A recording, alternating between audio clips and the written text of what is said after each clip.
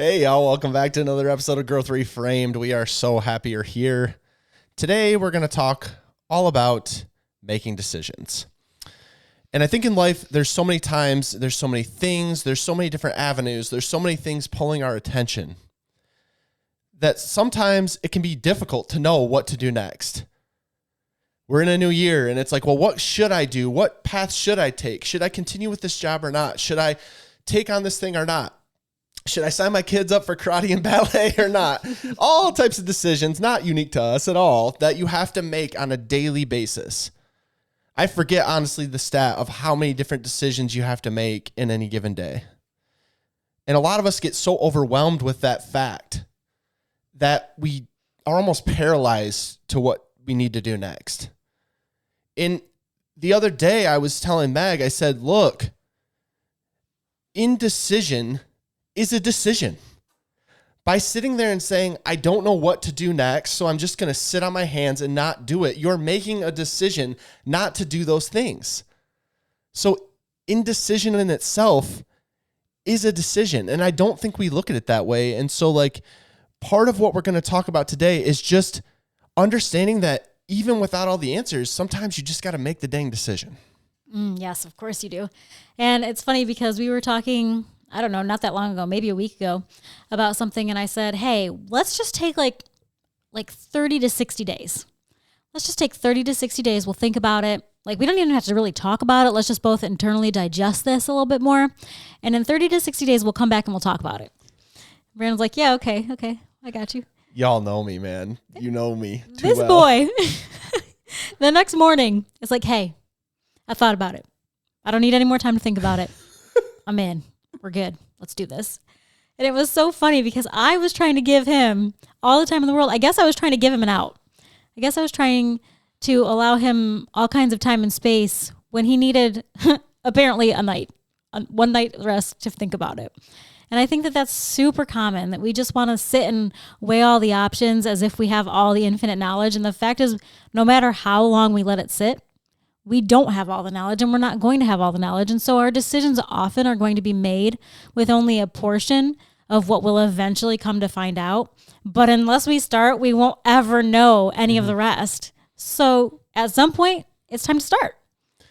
Yeah, and we do this with everything. I mean, we do it big or small. We do it with some of the things I was mentioning off the top of being like, well, do I want a new career? Do I want a new job? Do I want to marry this person?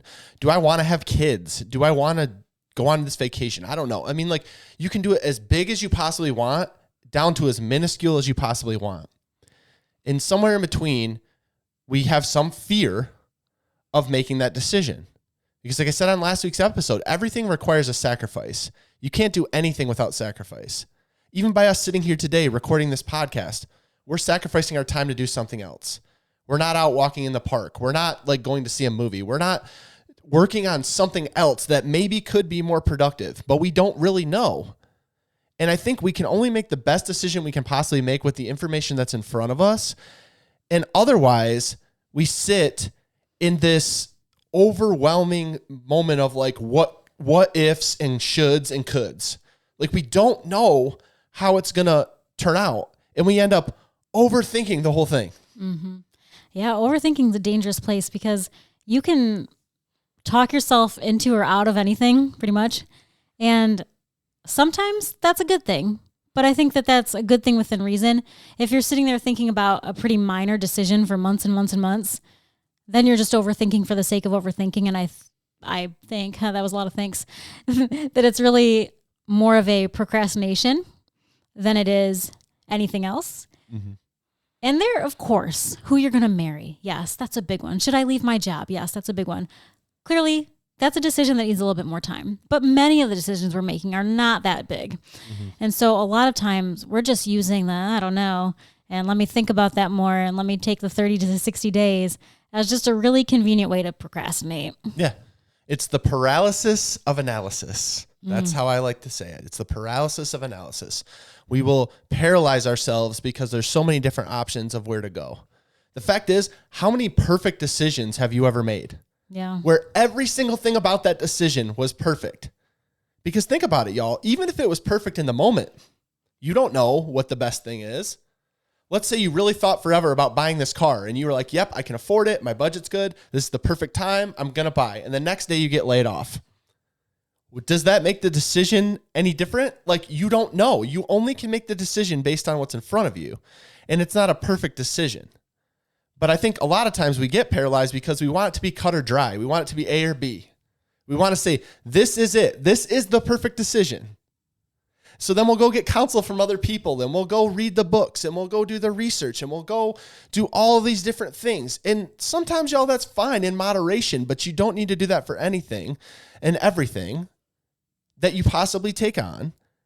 And at some point, like I said, you just have to make the decision. You can only have so much information. I believe, honestly, you learn the most by the action that you're taking. There's so much power in just taking action. Because when you jump out and do that thing, you might not know what way it's going to go and where the chips will fall, but you're already in. And you don't just dip your toe in. You could dive in. And then it makes waves. And those waves do something and produce something. But there's so much power in action, don't you think? Absolutely there is. There's so many things where I just want to sit and think it through. I want to get more education. I want to really research it, and like you were saying, like do the program and read the books and ask the parentals or, you know, the friends and whoever, like, is this a good decision? How does this work? Should I do this? And you just want to like educate yourself to death. And so you can sit for so long like that when really, like you said, the education is all in the doing. So yeah, you might be able to read all the books, but you're not going to experience anything like you are when you finally do it. It's like why college is like kind of like a racket, a racket. For lack of a better term, because guess what? You're not going to have job experience. You're not going to have life experience until you get out and have a job and have life. And college is not real life. College is like an extension of high school. And yeah, there's, you know, of course, college is really useful for the people who need college. We went to college. We're not super like gung ho about college just because of how our life turned out. And we feel like we didn't need to have gone to college, but there are obviously many reasons why people need to go to college.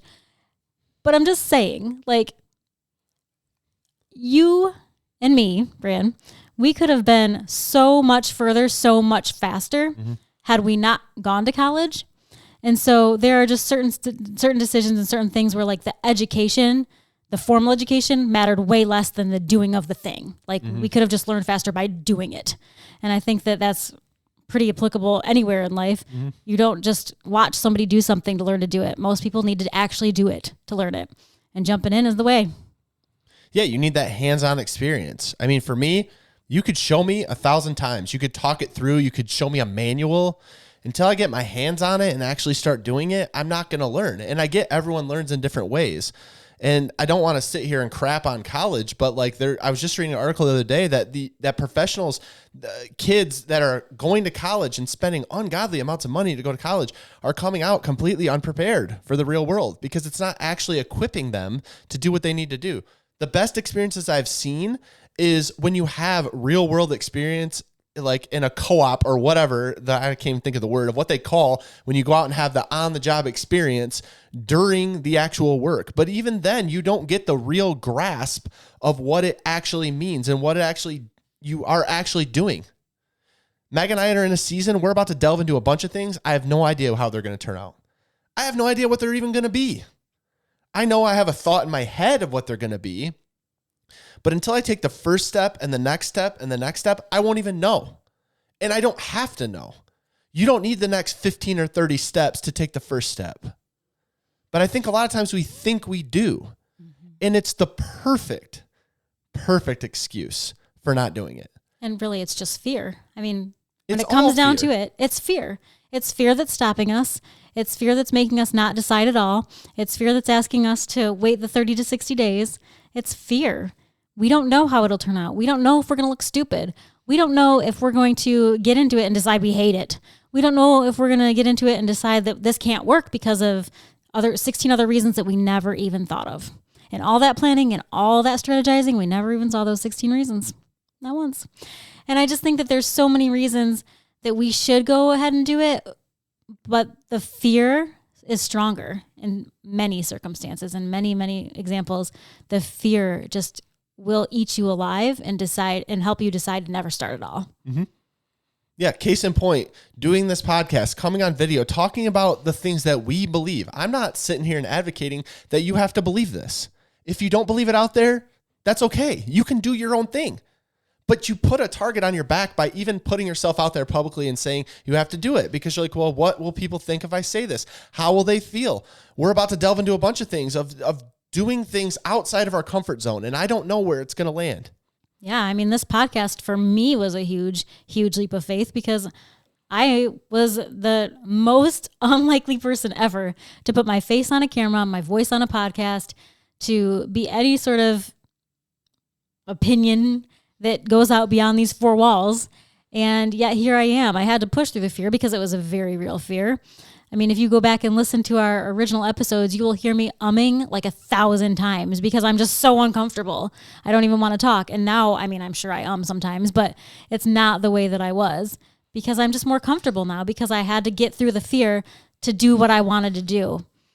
But I wouldn't have ever been able to do that had I not started. So taking action, it's really how you get through it. Right. The thing I want to leave you with is the thing we started with. Indecision is a decision. A lot of times we discount and say that it's not. We think like we're educating. And most people out there, by the way, will take that and say, yeah, you're right. Yep, you should get educated. Yep, you should learn that.